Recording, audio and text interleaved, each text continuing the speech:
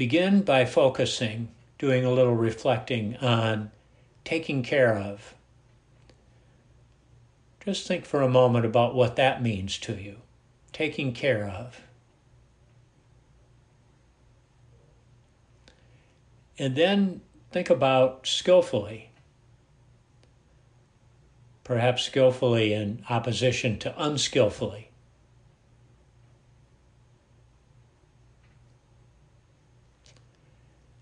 And then what comes up when we say self? Oneself. How do we think about that?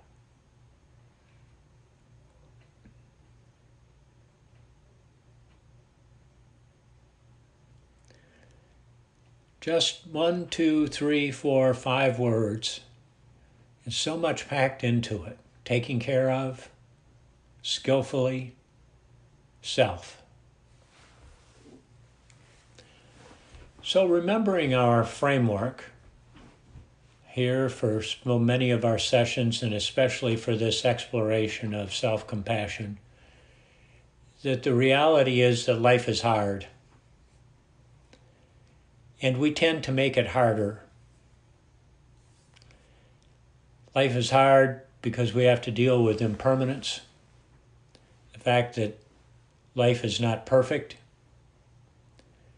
And however much we're inclined to take it personal because we've built up this fabulous sense of self-identity, the universe doesn't give a damn. Life's not personal. And we make it harder with some combination often of craving and fear, all mixed in with these 4 conditions of being human that are beyond our control. Our genetic makeup, how our brains and nervous systems have evolved, our experiences, especially when we're young, and social and cultural norms, all beyond our control. However, there is an option, there is an approach to not making it harder. And we happen to, in this group, refer to that approach as mindfulness. But it's known in a lot of different ways, and there's universal perennial wisdom around what the essence of mindfulness is about. But we'll stick with mindfulness, that term and that structure for our purposes. And the 2 essential ingredients of mindfulness are awareness and compassion. And we're focusing here on applying self-compassion. And in applying self-compassion, we have been working with the RAIN format, the acronym RAIN. We began by looking carefully at recognizing and allowing, and we focused on how hard it is to be willing to admit that there really is discontent, difficulty, suffering in our lives. We tend to minimize it. We tend to avoid thinking that we're whining. We're reluctant to admit to the realities of the ways that life are difficult.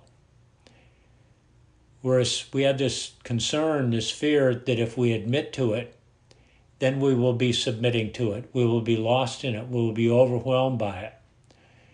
We'll be somehow acknowledging that we're not good enough, that we don't have what it takes. We have all these ways of resisting. And we all know, we all see clearly that we can't deal with anything meaningfully until we've recognized it, till we've seen it clearly, till we've accepted the reality of it. So that's the recognize and allow, the R and A of RAIN.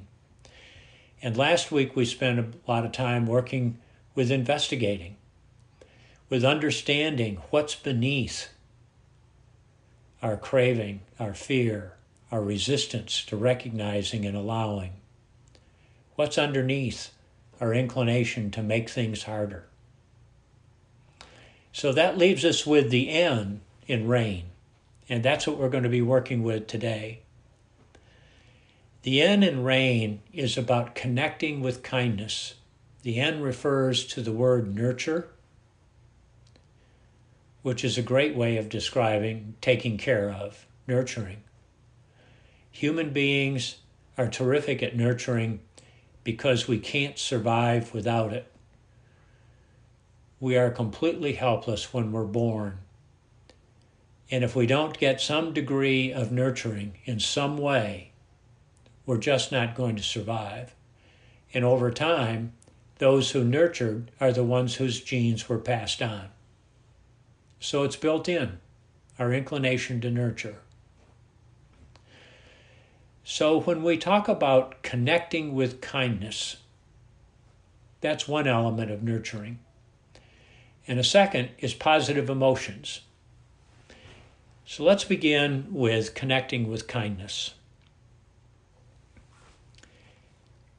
Connecting to ourselves with a degree of kindness really is the essence of taking care of ourselves. Because the alternative of not connecting, of being disconnected from ourselves, is very, very painful. Loneliness, separation, isolation, depression. These are all experiences that manifest when we get disconnected from ourselves. So just taking a moment to reflect on a time not too long ago when you were feeling some loneliness, some separation, some disconnection from yourself. Not just from others, but from yourself. You felt a little lost.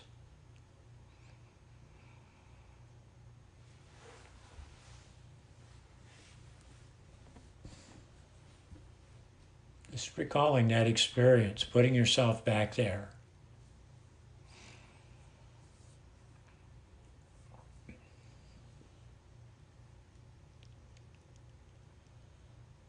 And particularly noting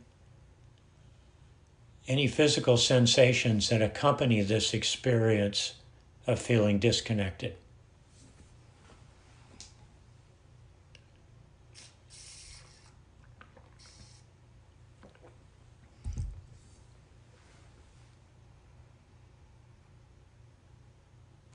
And now letting go of this sense of feeling disconnected, and alternatively recalling a recent experience of feeling connected to yourself, not just to others, but a moment when you were feeling whole, feeling good about yourself.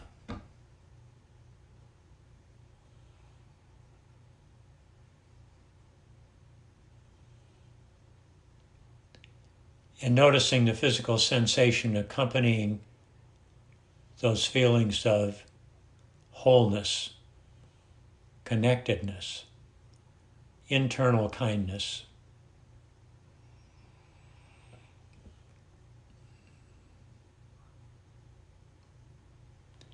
Paying attention to these physical sensations is one of the ways of more deeply knowing and understanding our experiences.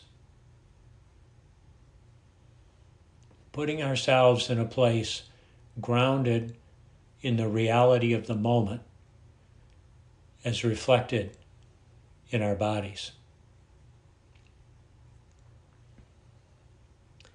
So that's what connecting with kindness is all about. How it's an aspect, an essential ingredient of nurturing. So let's move on now to a second aspect, component of nurturing. And this is positive emotions. The InnerWork Center had a keynote address by Barbara Fredrickson, who is a psychology professor at UNC Chapel Hill and has done extensive research in the area of positive emotions. And emotions, of course, have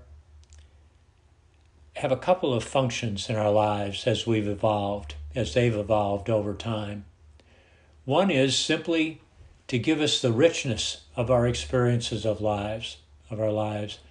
Imagine what it'd be like to go through all the experiences of life emotionless, flat,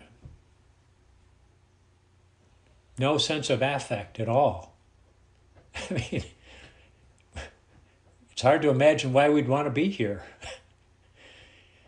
And that's, of course, why we have the emotions.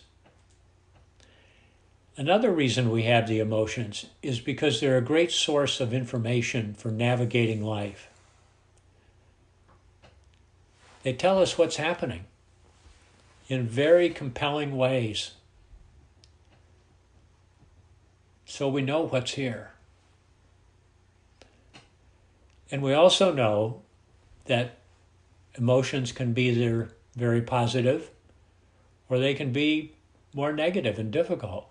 Sadness, grief, loss, anger, frustration, irritation. They're all valuable emotions, but they're different from the positive emotions that Barbara Fredrickson names: joy, hope, pride, interest, gratitude, inspiration, serenity, amusement, awe, love. Fabulous emotions. And her research shows pretty clearly that when we are connected to these positive emotions, when we're engaged with them, they broaden our awareness. They broaden our brains. They change our brains and minds. They even expand our peripheral vision, just as a physiological symptom of what's going on, indicator. And with this broader awareness, we have more moments of openness,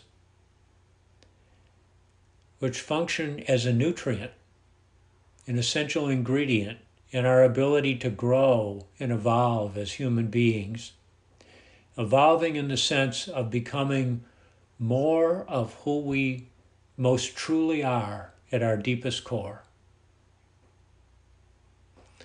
And that these positive emotions are cumulative over time. Once we step into the experience of positive emotions, we're stepping into a virtuous reinforcing loop.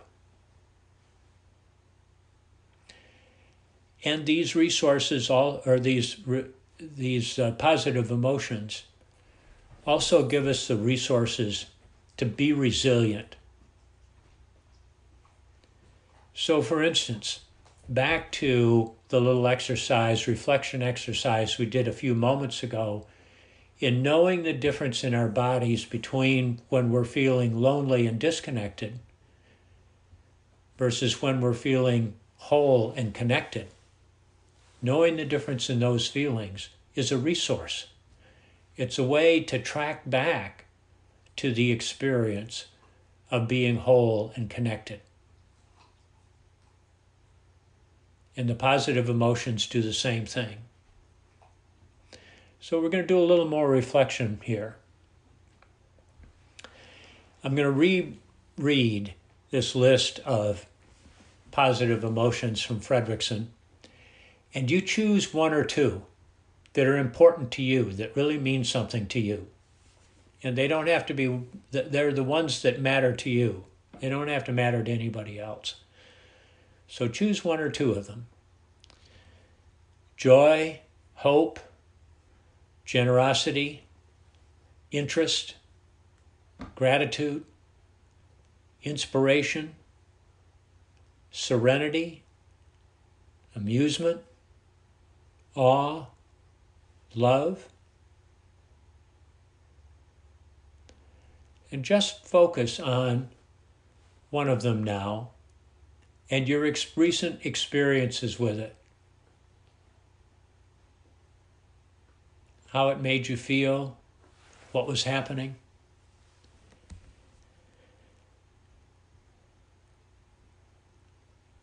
Perhaps how it broadened you and how you show up in the world.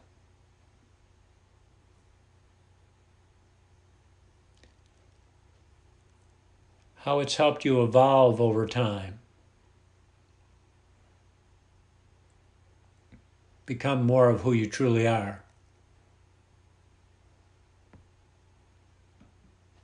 How it's given you the resilience to deal with the difficult times when life genuinely is hard, and not make it harder.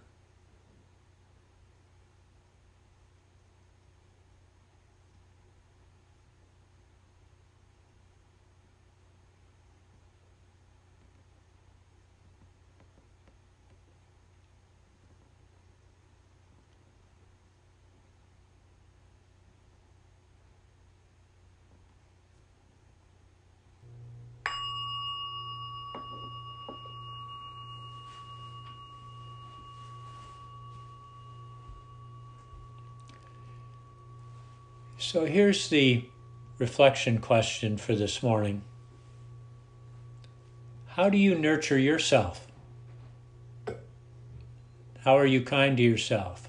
How do you employ access to positive emotions? And what kind of a difference does it make in your life when you are in fact nurturing yourself, when you're skillfully taking care of yourself?